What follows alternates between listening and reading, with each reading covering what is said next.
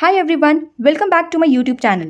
So, we have already been doing vocabulary series, right? So, if you are new to the channel, then yes, we are doing vocabulary series and today we'll be learning some words that start with the letter P. तो letter ओ तक हमने already cover कर चुका है. सो आपका कोई भी video छूट गया था ड्यू टू एनी रीज़न या फिर आप न्यू हैं चैनल पे, so please go and watch it because you are missing on very interesting things, interesting words that you might get in your exams, or even you can use it in your daily language. So if you have missed any of those videos, you can watch it from the link that I've included in the description section and even from the top right corner of your screen, right? So I hope you are enjoying this vocabulary series, and today we are going to cover some interesting words. So stay intact, and without further ado, let's dive into the today's video. The very first word for today is Panacea. Panacea is a noun. It's a common word. काफ़ी जगह आपने इसको पढ़ा होगा, सुना होगा. It means a cure for all things. तो एक सिंपल लैंग्वेज में देखा जाए तो Panacea is something which acts as a remedy या फिर solution, and it is believed to cure or solve any problem. ठीक है, तो कोई ऐसी चीज़ जो एक पर्टिकुलर प्रॉब्लम का सॉल्यूशन दे देती है. ठीक है, it is a cure for a particular problem, that is referred as Panacea. Let's see the examples for a better understanding. Education. Yeah, education is often considered a panacea for societal inequalities as it provides individuals with opportunity for upward mobility, right? We all know this because education is the crux, it is the root, or somebody who is educated, who is literate, has got so many opportunities. And here we are talking कि education serves as a cure for all the societal inequalities that rest in a society. ठीक है, so this is example which I found very apt. Now moving on to the second word for today, that is paradigm. Paradigm is a noun. It is means an example or a model.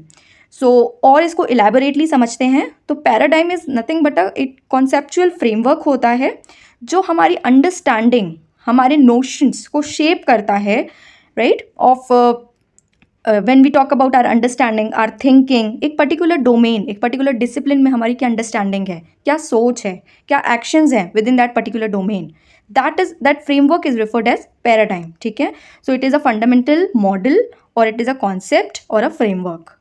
ठीक है, example देखते हैं, ज़्यादा अच्छे से समझ में आएगा. The introduction of electric vehicles EV marks a paradigm shift in the automotive industries approach to transportation. तो यहाँ पे पैराडाइम शिफ्ट की बात की गई है which means a fundamental change, a fundamental revolution. ठीक है, in the automotive industry, sorry, तो ऑटोमोटिव इंडस्ट्री में कि पैराडाइम शिफ्ट है, एक फंडामेंटल चेंज है, एक रिवोल्यूशन है. वॉट? EV, इलेक्ट्रिक व्हीकल्स का आना. ठीक है, so that's why the word paradigm is used here. ठीक है, moving on to the third word, that is passe. Passe is an adjective which means out of date, no longer fashionable. So very simple to understand, something that has gone out of trend, it is not fashionable now, it is outdated, is referred as passé. ठीक है, it can be used with respect to some person or even some thing.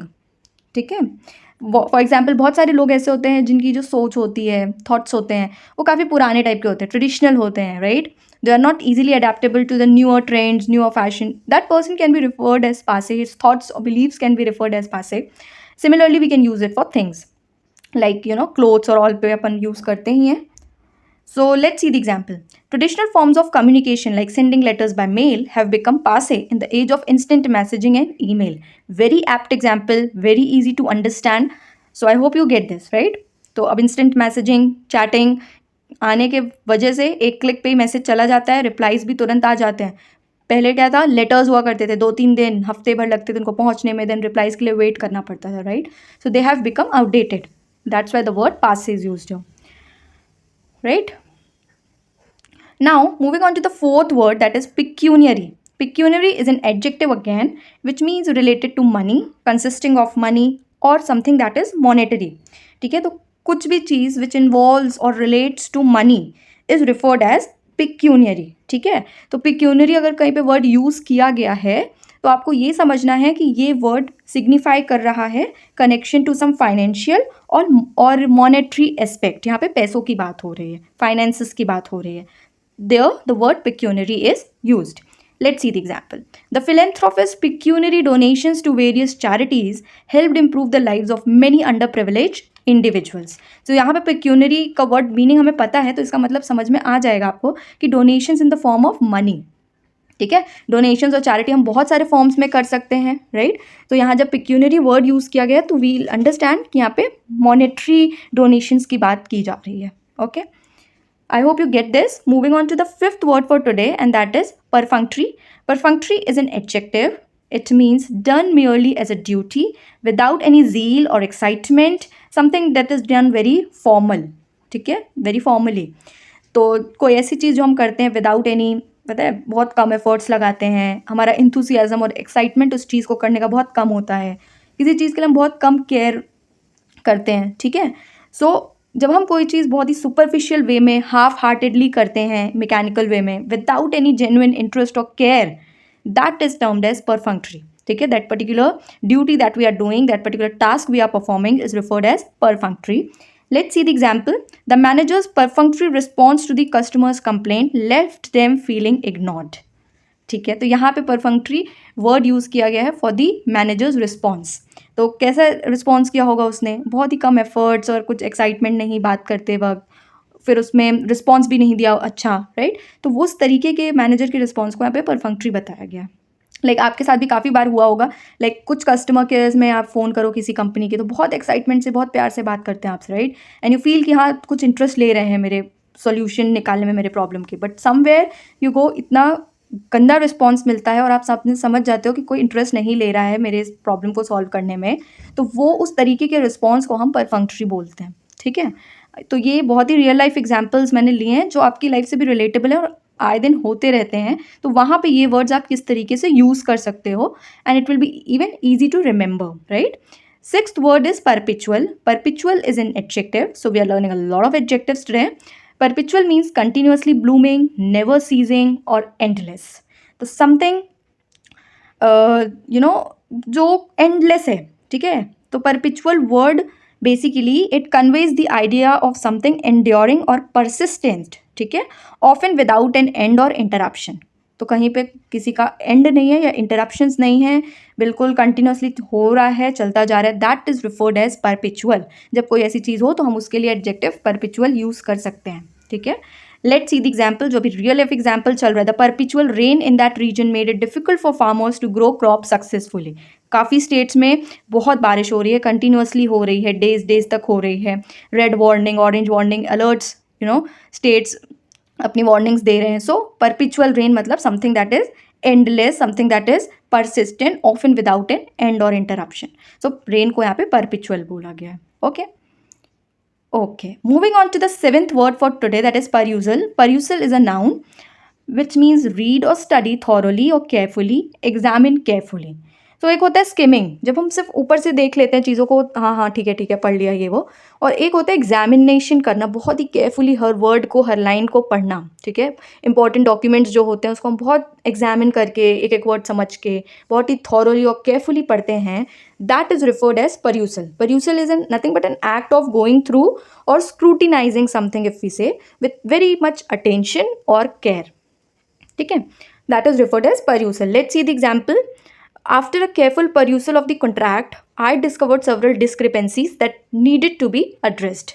ठीक है, discrepancies मतलब कुछ problems दिखी मुझे, मैंने ढूंढी, जो attention seek करना है उनको, या फिर they need to be addressed, they need to be solved. Okay, तो perusal का यहाँ मतलब हुआ after a careful examination, after a careful read of the contract, all that. I hope you get this. Moving on to the eighth word, that is pinnacle. It's a noun and a very common word. It means the highest point, summit or acme. एक पहाड़ की चोटी, top, summit is referred as pinnacle. ठीक है, या फिर किसी कोई करियर है, कोई सक्सेस है, उसका एक टॉप, एक पर्टिकुलर डोमेन है फॉर एग्जाम्पल, उसका सबसे बेस्ट, सबसे टॉप वाला जो पोजिशन होता हो, दैट इज पिनाकल. ठीक है, तो pinnacle is nothing but it's a word which conveys a sense of being at the very top और एपेक्स. ठीक है, successful point of achievement can be referred as pinnacle. ठीक है, कोई सोचता है कि यार इस कंपनी में सबसे हाईएस्ट पोजीशन क्या है, CEO, वहाँ बन गए तो we are at the top, at the pinnacle. So CEO जो पोजीशन है that can be referred as pinnacle, right. Moving on to the example.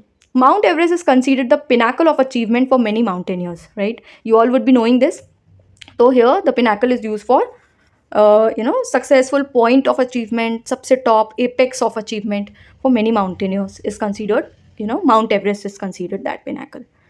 So कोई भी word पे कोई भी doubt, please feel free to comment down. I'll be glad to answer them. Moving on to the ninth word, that is pious. Pious, it's an adjective which means very religious, very sanctimonious, faithful. ठीक है, तो the word pious conveys the idea of profound religious devotion.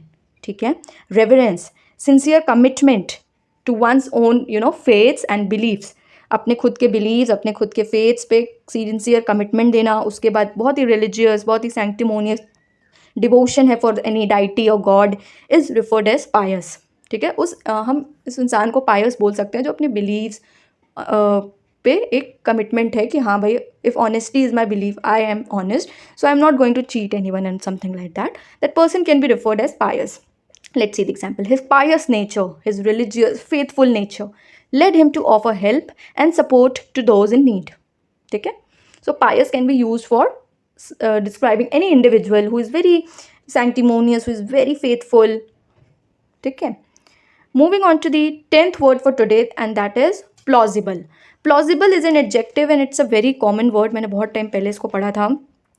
And it means logical, feasible या फिर possible. ठीक है, तो when something is described as plausible, right, so it suggests that there is a certain degree of likelihood or validity to it. ठीक है, तो किसी भी चीज़ को हम जब plausible बोल रहे हैं तो इसका मतलब कि उसकी कुछ वैलिडिटी है, लॉजिकल है, थोड़ा फीजिबल है, किया जा सकता है. ठीक है, although it doesn't necessarily guarantee its truth और एक्यूरेसी. मतलब कोई गारंटी नहीं है इसकी कि भाई एकदम सच है या काम कर ही जाएगा. ठीक है, कोई प्रॉब्लम आती है तो हम एक तरीका, दो तरीका, तीन तरीके से उसको सॉल्व कर सकते हैं, राइट. बट चौथा तरीका कोई आकर अगर आपको दे रहा है तो एक वो प्लॉजिबल सोल्यूशन कंसीडर किया जा सकता है, बट उसकी कोई गारंटी नहीं है कि वो बहुत ही एक्यूरेट हो जाएगा, right. So plausible mean something logical, something that is feasible or possible. Let's see the example. The negotiator put forward a plausible solution that could satisfy both parties' interest and resolve the dispute. Right? तो plausible मतलब एक feasible सा solution जो अपन carry on कर सकते हैं to resolve the dispute. I hope you get this word. Moving on to the 11th word, that is pragmatic, is an adjective which means fundamental, basic, realistic or sensible. ठीक है, तो pragmatic means adopting some practical, realistic approach to problem solving.